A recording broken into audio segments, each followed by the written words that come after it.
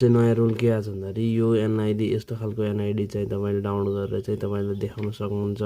यो देखाएर मात्रै चाहिँ तपाईँले चाहिँ अब चाहिँ काम गर्न सक्नुहुन्छ भन्ने कुरा छ। त्यसको लागि चाहिँ तपाईँले चाहिँ आफ्नो गुगलमा जानुहोस् र गुगलमा गएर चाहिँ एनआइडी हाल्नुहोस् र यहाँ डाउनलोड एनआइडीमा क्लिक गर्नुहोस्। त्यसपछि चाहिँ तपाईँलाई यस्तो इन्टरफेस खुल्नेछ। यस्तो इन्टरफेसमा चाहिँ तपाईँले चाहिँ यहाँ पहिला आफ्नो नेपाली नाम हाल्नुहोस्, इङ्ग्लिसमा नाम हाल्नुहोस्, त्यसपछि चाहिँ डेट अफ बर्थ हाल्नुहोस्, अनि नागरिकता इस्यु भएको डेट हाल्नुहोस्, र अनि यो क्याप्चा फिल छ। क्याप्चा फिल गरेर यहाँ चाहिँ सर्चमा क्लिक गर्नुहोस्।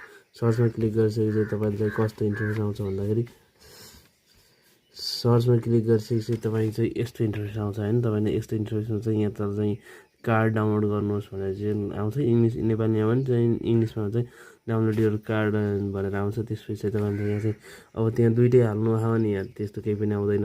यो दुइटै हाल्नु, एउटा नेपालीमा मात्रै हाल्नु भयो या इङ्ग्लिसमा मात्रै हाल्नु भयो भने यहाँ जुनमा हाल्नु छैन त्यो चाहिँ नाम चाहिँ यहाँ देखाउँछ। र अनि तपाईँले चाहिँ डाउनलोड गर्नुहोस् भनेर क्लिक गर्नुपर्ने हुन्छ।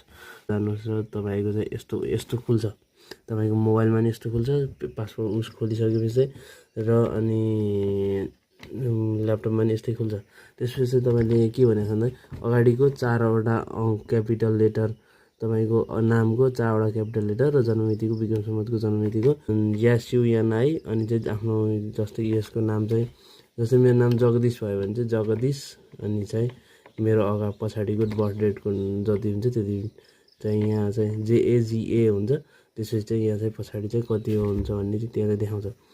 त्यसपछि चाहिँ तपाईँले चाहिँ यस्तो एनआइडी कार्ड भेटा हुन्छ। र अनि यो चाहिँ सबैले जताततै तपाईँले सेयर गर्न सक्नुहुन्छ, जहाँ पनि राख्न सक्नुहुन्छ।